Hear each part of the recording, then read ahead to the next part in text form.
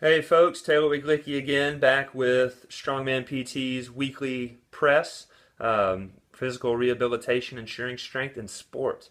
I got a good article for y'all this week.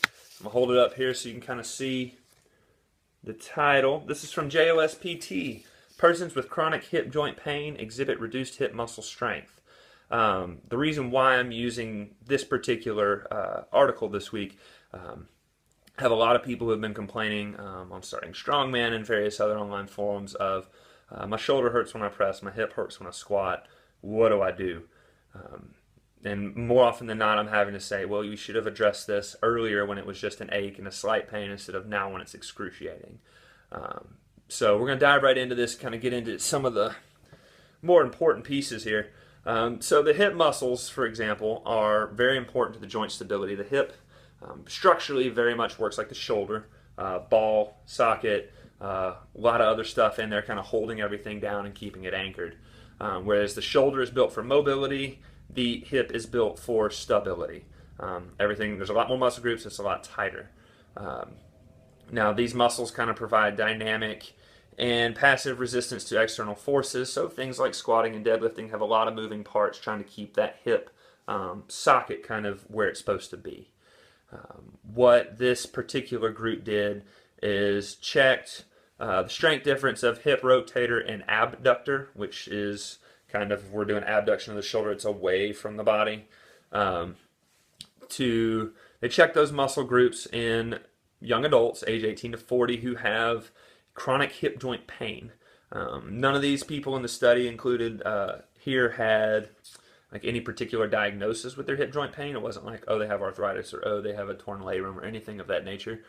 Some did, some didn't. They just tried to make this as general as possible. But what they found, which was really interesting, was that the people with the chronic hip joint pain demonstrated weakness of a statistically significant amount, up to 30% in the affected leg. What's kind of wild and really throws a lot of people for a loop here is that they also demonstrated weakness in the unaffected leg. So this becomes a problem again for our lifters, strength athletes who, let's say you're having issues with right hip deadlifting this week. You don't address it, it kind of aches, you keep working or whatever, and then all of a sudden 2 or 3 weeks down the road you end up with a lot of severe back pain. Well, you could have had a problem with the hip that, had you addressed it initially, would not have caused you to shift or pull with muscle groups that were being overstressed in an effort to kind of compensate for that weak hip. Also, you can end up with injuries with the opposite leg. You see it a lot of times in folks who say tore an ACL, end up injuring the opposite knee because they favor the one that was injured first. Same thing can happen with an injury to the shoulder or the hip. You can aggravate the opposite one because you have like a slight tear or slight aggravation in this one, but you don't stop working out and address it, and instead aggravate or actually severely injure the opposite joint. So this is something kind of near and dear to my heart because I'm getting a lot of lifters now who are really struggling with some of this stuff. So the fact that it's the external rotators and the abductors that are getting weak from this hip joint pain is particularly of concern to me, because those are the muscles you use to, say, spread the floor with your feet when you're going to squat or you're going to pull. And since the shoulder is very much like the hip, you could kind of extrapolate here that, okay, well, if those muscles hurt when I have pain, then your external rotators are also going to struggle if you have shoulder pain, which could end up causing more severe damage to that joint too. And of all the people, strength athletes tend to have a hell of a lot of shoulder problems.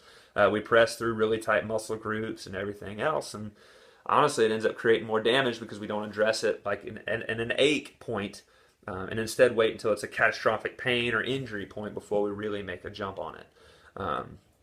So if we're trying to kind of keep this short and break everything down and really glean anything important from this article, it's that when stuff starts to ache, when it starts to hurt, get it looked at, get it addressed, talk to somebody, work on your mobility stuff, address it now. Do not wait 4, 5, 6 weeks down the road from when that ache becomes a pain and you can't do stuff, because then you may be too far up a creek and you may have to take a lot longer off of training to get everything back to normal so that you can keep going, as opposed to blowing something out and having to have surgery and being out for even longer. So all that to say, my biggest point for this week's episode is, man, when stuff starts to hurt, address it then. Don't wait for it to hurt a lot.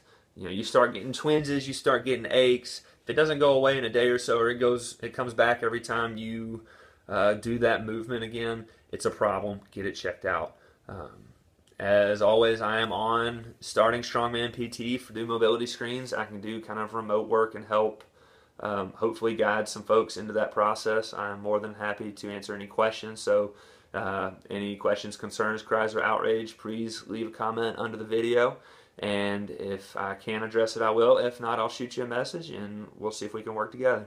All right, y'all. Have a good day.